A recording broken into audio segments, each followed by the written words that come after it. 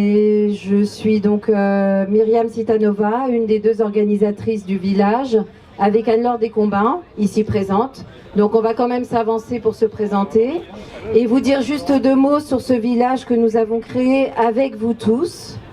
Ce village, en fait, il a débuté dans un immeuble. En fait, nous sommes, pour la petite histoire, deux voisines qui avons commencé par échanger nos casseroles. Excusez-moi de vous raconter des petites anecdotes.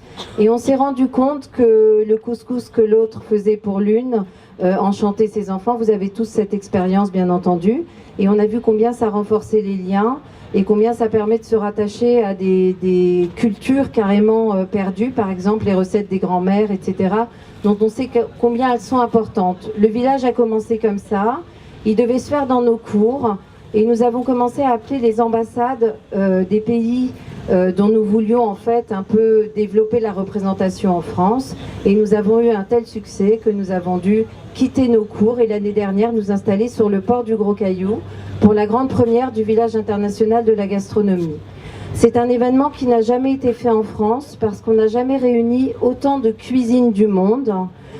Et en fait, la fête de la gastronomie dont nous avons ici les représentants importants du ministère qui parleront tout à l'heure, la fête de la gastronomie est l'occasion, et a été l'occasion pour nous, de commencer cet événement et de se dire qu'il y a tellement de cultures en France que ces cultures méritent fortement d'être visibles et elles ont toutes leur cuisine.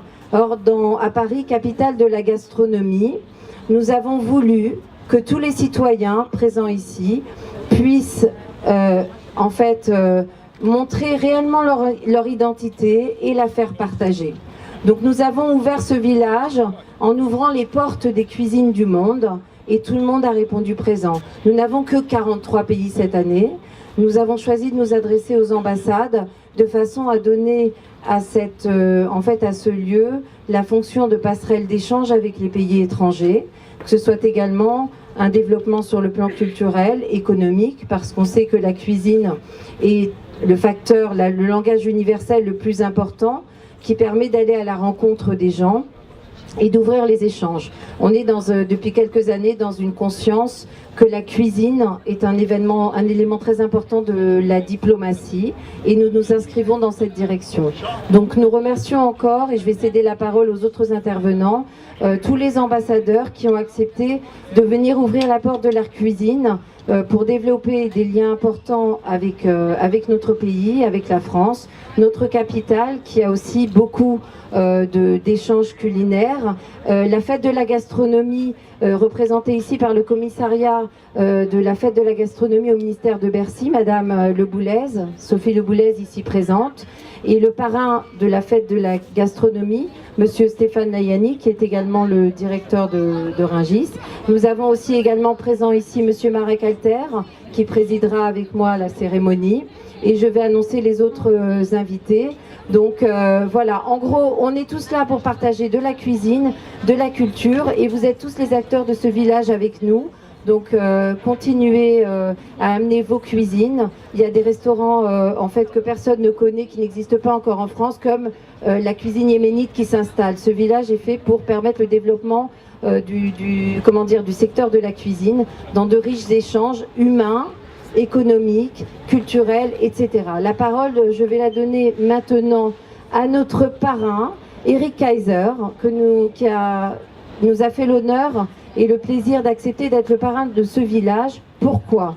Parce que la fête de la gastronomie, donc Madame Sophie Le Boulez, a choisi, le ministère donc avec elle, a choisi d'aller au cœur du produit cette année, et le village a décidé donc de prendre comme thématique le pain, qui est le produit essentiel et dont d'autres personnalités vous parleront mieux que moi, notamment Eric Kaiser, qui est le boulanger le plus connu au monde, qui reste un artisan avec c'est un ambassadeur de la France à l'étranger et nombreux ambassadeurs le connaissent. Je lui cède la parole. C'est gentil, merci beaucoup. Tu es vraiment brillante, tu m'as impressionné là aujourd'hui, ce que tu parles avec ton cœur, et je crois que c'est essentiel. Bravo. Merci Eric, merci. Messieurs les ministres, messieurs les ambassadeurs, j'étais très fier et très honoré qu'on me propose d'être le parrain de cette manifestation. On avait fait il y a 2 ans ou 3 ans à New York une espèce de rue, s'appelait Best of France, où on avait essayé de reproduire avec des acteurs locaux et des acteurs étrangers, donc tout ce qui pouvait être restauration, boulangerie, etc. Je peux vous dire qu'ici, ça mérite 5 étoiles parce que c'est bien mieux fait. On se rend compte que quand on passe dans les allées, on peut découvrir un tas de cuisines diverses. C'est vrai que les gens aujourd'hui voyagent, une partie de la population a la chance de voyager, une partie n'a pas cette chance de pouvoir voyager, mais en venant ici, je crois qu'on peut découvrir les cuisines de différents pays, de différentes régions du monde.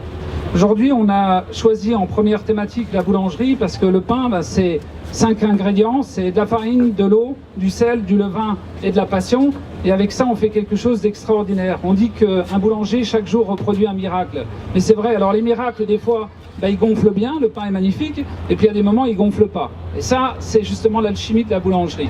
C'est vraiment un métier, quand on arrive à avoir des gens qui sont passionnés, moi j'ai formé des boulangers dans beaucoup de pays du monde, et sur différents continents, c'est vrai qu'on peut obtenir des gens qui soient passionnés. Il faut vous rappeler qu'il y a 100 ans, 200 ans, 300 ans, on se nourrissait à base de pain, puisque la moitié du monde mangeait environ 800 grammes de pain par jour. Alors 800 grammes, pour donner une idée, c'est combien à votre avis de baguettes?